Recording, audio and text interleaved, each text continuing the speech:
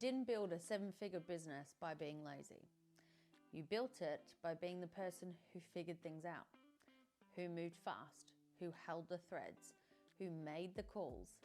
And somewhere along the way, without anyone telling you this was happening, you became the system the business ran on. And now you can't step away from it.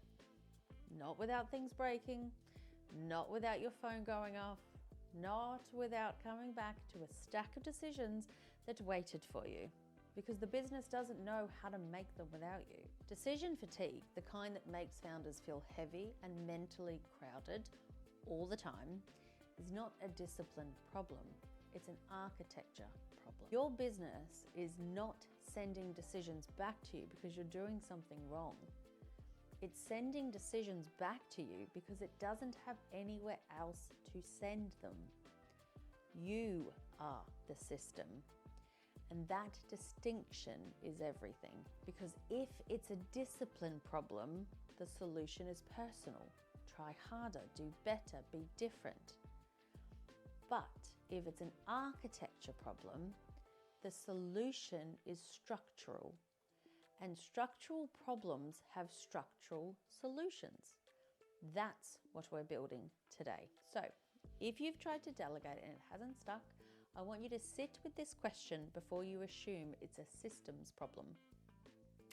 Am I unconsciously keeping things close because letting go doesn't yet feel safe?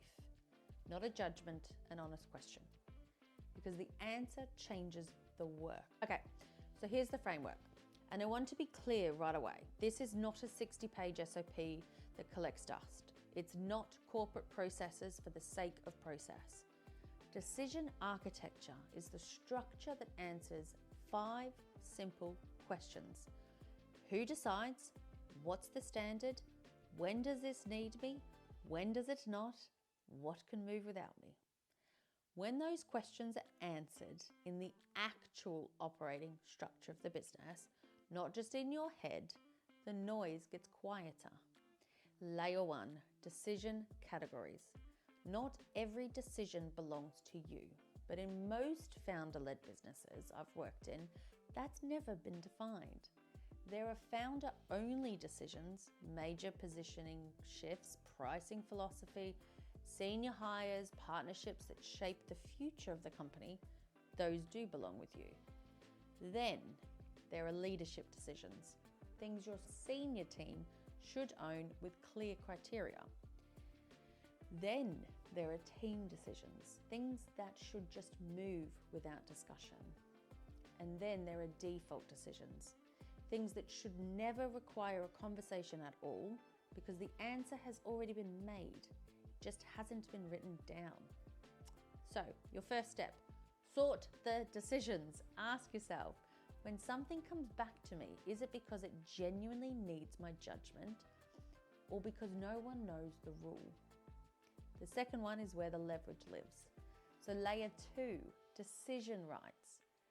Once you know the categories, someone needs to own each of them, not just be responsible for the task, own the call. Because here's what I've seen happen over and over. A capable person without decision rights will still behave like an assistant. They'll ask, they'll check, they'll wait for your signal. Not because they're incapable, because the structure hasn't authorized them to lead. Ownership is a signal. When you give someone genuine authority, not just a to-do list, but the right to make the call, they stop routing decisions to you. They route them to their own judgment. And that is the shift you're trying to create. Layer 3, decision criteria. This is where your founder brain needs to become visible. You have extraordinary internal standards. You can feel when something is off. You know when the tone is wrong. You know when the client experience has missed a beat. But if that only lives inside you, if it's never been translated into something the business can access, then everyone has to come back to you to use it. So the work is not to lower your standards. It's to translate them. What does good actually look like? What does on brand mean? What makes something client ready?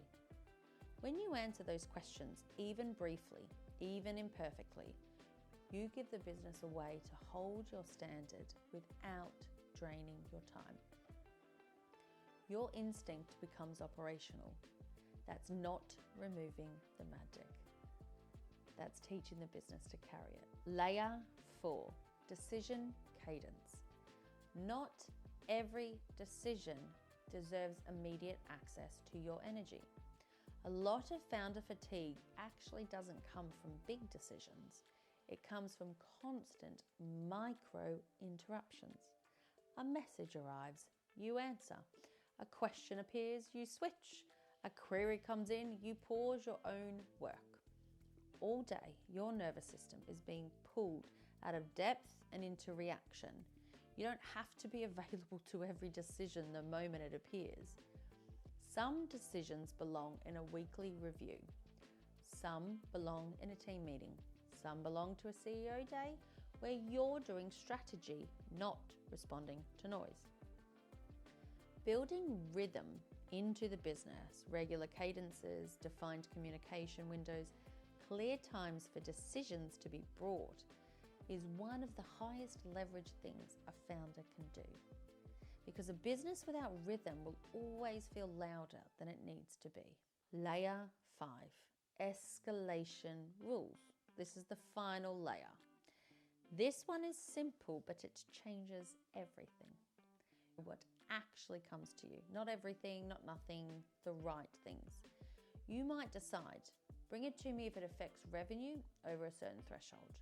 Bring it to me if it changes the client promise. Bring it to me if it creates reputational or financial risk.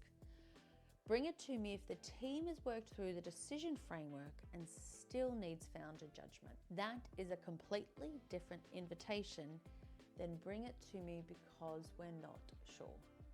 Uncertainty is not always a founder level problem. Sometimes uncertainty just means the team needs clearer criteria. And when you build those criteria, when you make the escalation rules explicit, you stop being the default answer for everything. You become the right answer for the right thing. Take a breath. The heaviness you're feeling right now is not the price of success. It is a structural problem, and you now have the framework to solve it. If this landed, here's where to start. The Calm CEO map is $17 US.